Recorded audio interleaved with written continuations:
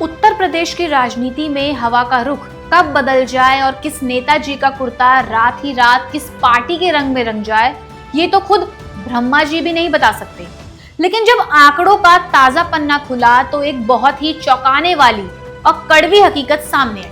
आज यूपी की विधानसभा का हर तीसरा विधायक दल बदलू है। जी हाँ, आपने बिल्कुल सही सुना।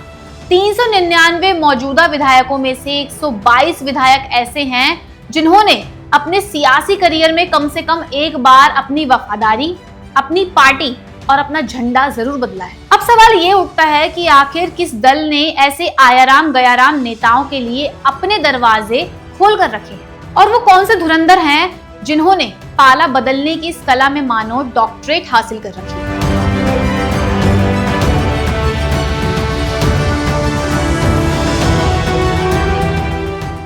नमस्कार, मैं हूं जानसी और आप देख रहे हैं डायनामाइट न्यूज। आज हम आपको उत्तर प्रदेश की राजनीति की वो परत दर परत पड़ताल बताने जा रहे हैं जिसे चुनाव से ठीक पहले नेताजी अक्सर अपने वादों के नीचे दबा देते हैं। आज बात करेंगे उस अवसरवाद की जिसने विचारधारा की पूरी बिसात को हिलाकर रख रखा है। विस्तृत पड़ताल के पन्नों को खंगालें तो पता चलता है कि दल बदलुओं को पनाह देने में सूबे की सत्ता पर काबिज भारतीय जनता पार्टी सबसे आगे है। कांग्रेस मुक्त भारत का नारा देने वाली भाजपा के 78 विधायक दूसरे दलों का सफर तय करके भगवा खेमे में पहुंचे हैं।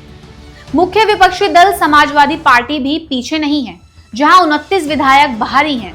लेकिन असली खेल तो सहयोगी दलों का है साहब। निषाद पार्टी के 80%, ओम प्रकाश राजभर की सुभाषपा के 50%, जयंत चौधरी की रालोद के 33% और अपना दल एस के लगभग 31% विधायक पाला बदल कर आए हैं।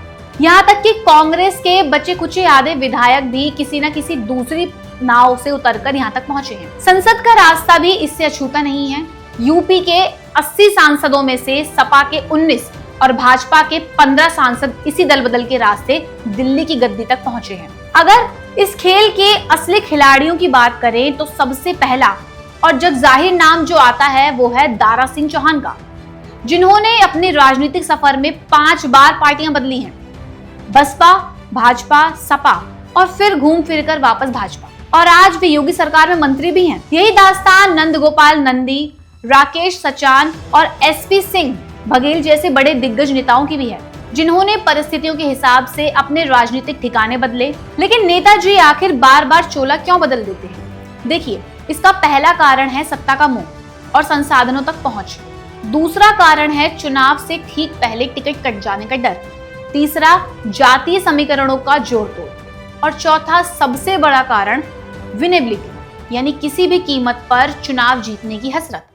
आज स्थिति यह है कि नेता हो या राजनीतिक दल हो, अपने फायदे के हिसाब से हर कोई गठबंधन और झंडे बदल देता है। 2027 के विधानसभा चुनाव से ठीक पहले ये सियासत और भी भयानक मोड़ ले सकती है। कुछ ग्राउंड रिपोर्ट से सर्वे जो बताते हैं उनके हिसाब से लगभग 35 से 40% मौजूदा विधायकों के टिकट कटने की गाज पर है, और जाहिर है जिनका टिकट कटेगा वे नए ठिकाने भी तलाशेंगे। ऐसे में सबसे बड़ा और चुभता हुआ सवाल यही छूट जाता है कि क्या आज की राजनीति में जनता के जनादेश और विचारधारा की कोई कीमत बची है, या नेताजी का निजी टिकट ही सबसे परम सत्य बन चुका है? क्या अवसर ही आज के नेता की सबसे बड़ी पहचान है? और क्या 2027 में यूपी की जागरूक जनता ये तय करेगी कि उसे विचारों और सिद्धांतों पर भरोसा है या बार बार नया चोला पहनने वाले राजनीतिक अवसरवादियों पर? फिलहाल इन सबके जवाब भविष्य में ही पता लग पाएंगे।